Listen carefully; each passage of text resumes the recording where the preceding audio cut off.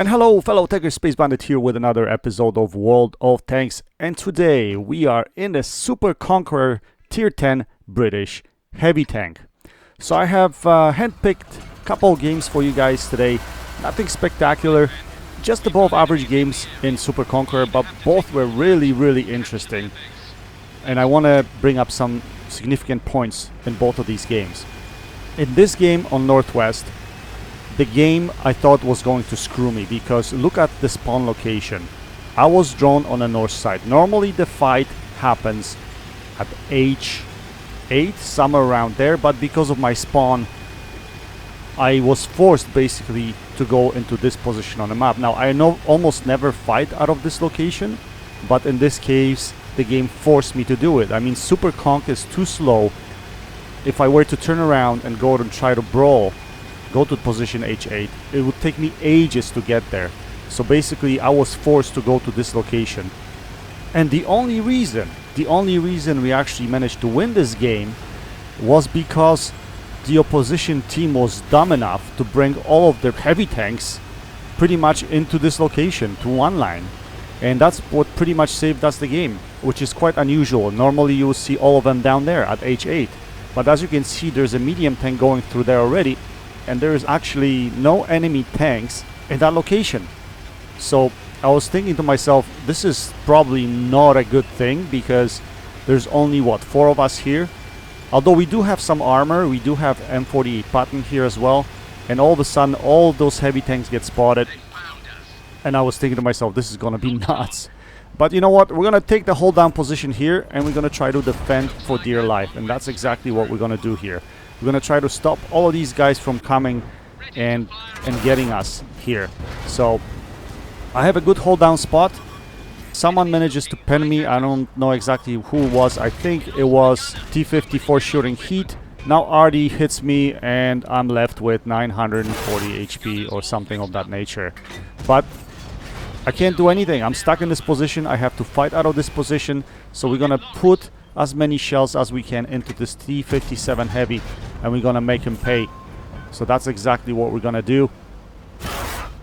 And only because we have a good position, this pretty much allows us to juice this guy as much as we can.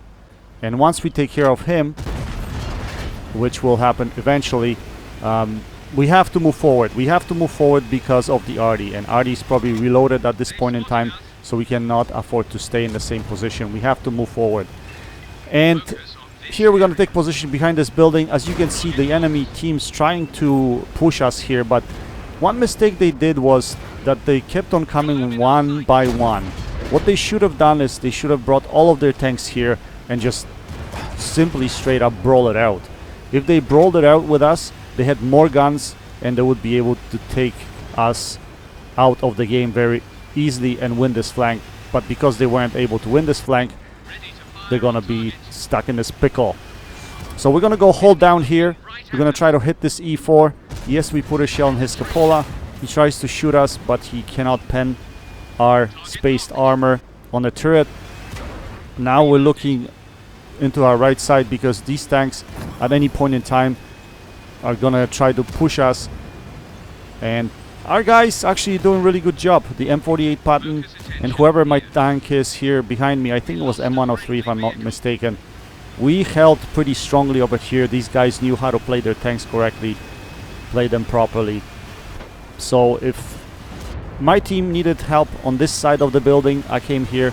If they needed my help on the other side of the building, I would go over there, and so on and so forth. But we try to stop this 705. We put a shell into him. Now this Centurion is trying to hit us. We track him. Unfortunately, we don't pen him at the same time. He puts a shell into us, but right now we have his bottom plate, so we're gonna put a huge shell into his bottom plate. He's on a sliver now, and we're holding on for dear life. Holding on for dear life. But we're doing a good job. Again, this 705 is trying to peek out behind the building, but I don't see a shot at him. So we're going to try to hold this position. I'm only a one shot to pretty much anything at this point in time, so I have to be really careful. And RD's still in play, so I'm a bit worried about that. Anyway, we're going to go around the side here. Let's see if we have a shot at this 705. Yes, we do. So we put a shell into him. We didn't have to aim it, although probably would have been better if I aimed, but our reticle was right in between his spaced armor, so I thought it would pen anyway. Now we put a bottom plate shot there, but for whatever reason that doesn't pen. Artie's still trying to hit us and take us out of the game. Unfortunately for Artie, we were able to survive, and here we're going to put a bottom plate shot into this 705, and now we're going to back out. And this pretty much secures the win for the team. As you can see, we held our own. We held our own pretty good, and yeah, enemy team made a huge mistake by not pushing hard and just taking us all out of the game. They had numerical advantage of this side of the map, and that's exactly what they should have done, and they, I don't know, they were afraid to do so, or they were too dumb to do so, not sure. But nowadays, guys, in World of Tanks, it seems like a lot of teams like to stick together and go to one flank, and I covered this in many of my videos. It does work on small maps, okay, like Ghost Town, Himmelsdorf maybe, but on a big map it never works, because whoever wins the other flank ends up flanking, you know, the team that gets held up on the opposite flank. So if you're able to hold one flank for long enough on a big map, your team will probably be able to win the other flank and put ass shots into the enemy once they come around to help you fight on the other flank. Anyway, pretty decent game. Nothing spectacular, just above average S.Conqeror game. We had what, 13 penetrating hits. We did over 5k damage. Let's take a look at the end plates and see what we did. So we managed to put up 5.2k damage, 886 assisted. Again, nothing spectacular. Still, we had 13 penetrations, but the main thing here was that we were able to hold the position. And quite an unusual thing that happened on this map, being most of the enemy team pushing to that one flank. As you can see, we didn't finish on top of the team. We were like somewhere in the middle, but it doesn't matter. We were in the right position to use our armor and help our team win. We fired 16 shells, we had 16 direct hits and 13 penetrations.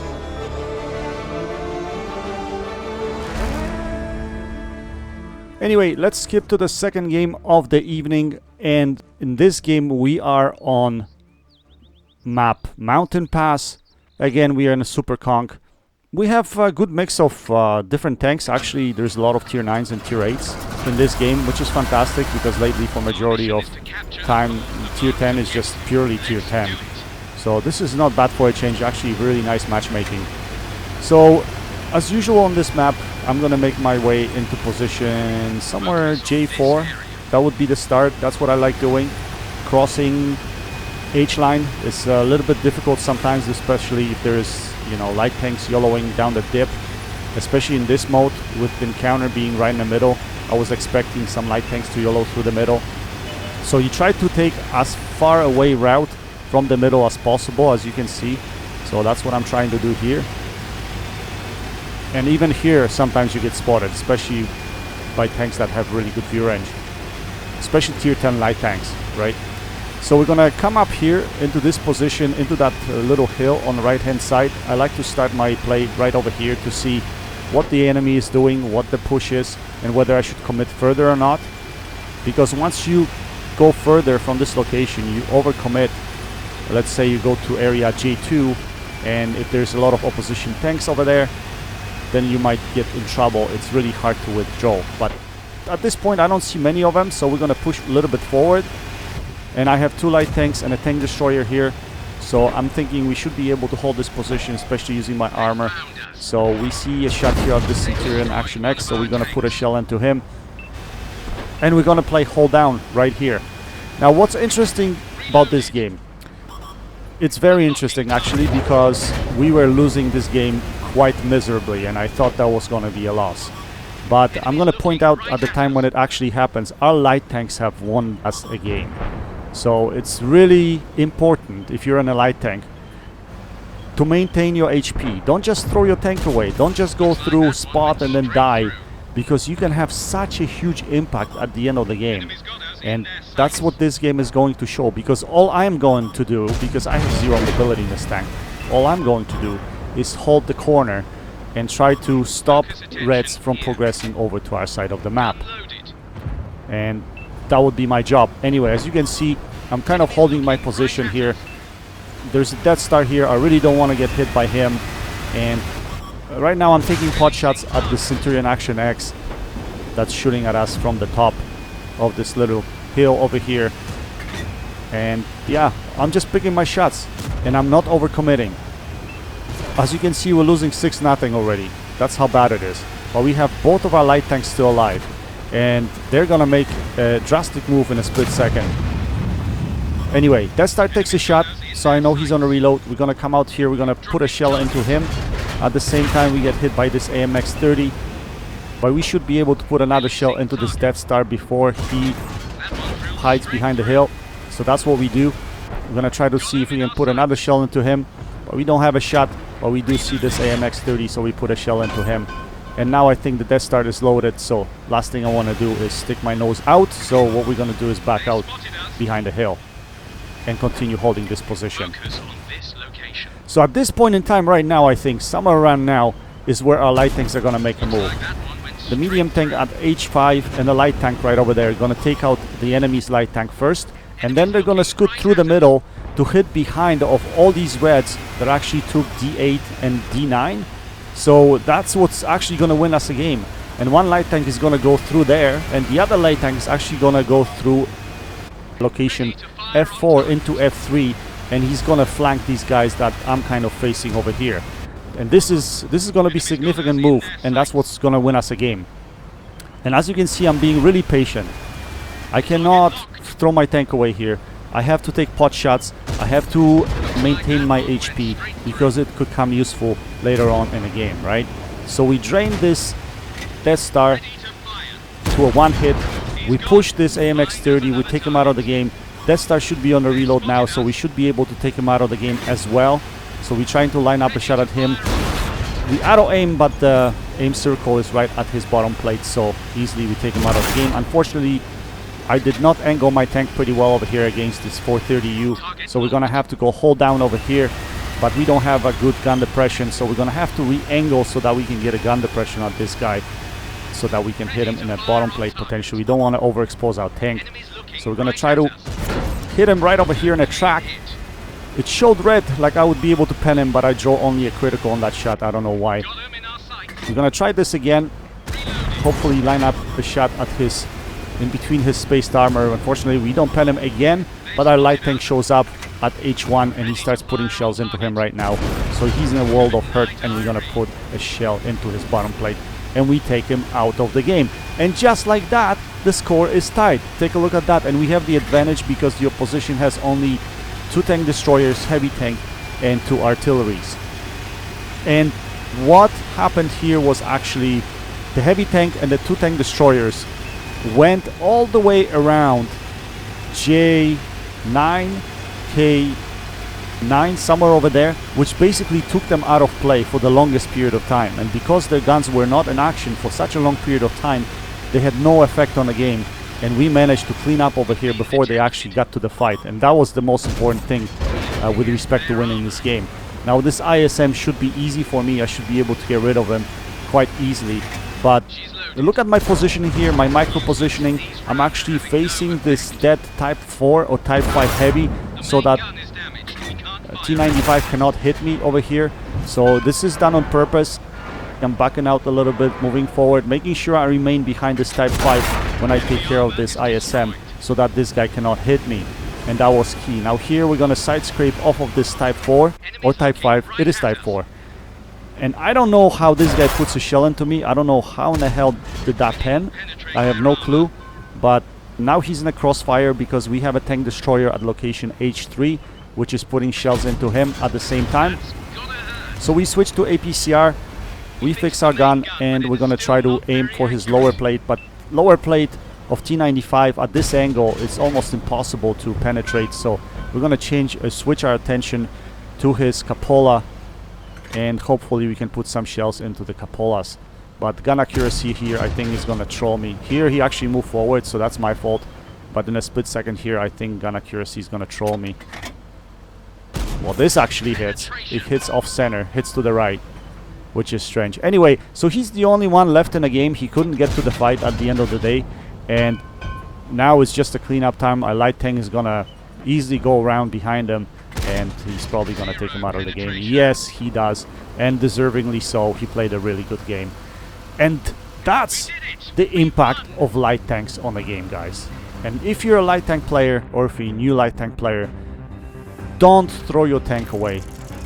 Stay the course as long as possible, and then once you see your opportunity to pounce, or you see an opening in enemies' defenses, push through and go around them. That's what you should be doing. So let's take a look at the end plates. Again, nothing spectacular, just above average game in the S.Conqeror, but we did manage to put over 5,000 damage in this game. Class 2 mastery, we finished on top of the team, and our AMX 13105 finished second with 4.6k damage. He played absolutely a fantastic game, and that's what actually won us the game. So we managed to fire 26 shells, we had 22 direct hits and 15 penetrations. Anyway guys, I hope you enjoyed this video. Go check out CloneGuy72 and Garadingi. Links to their channels are in the description section below. That's it for now. Until next time, happy tanking, Space Bandit, checking out.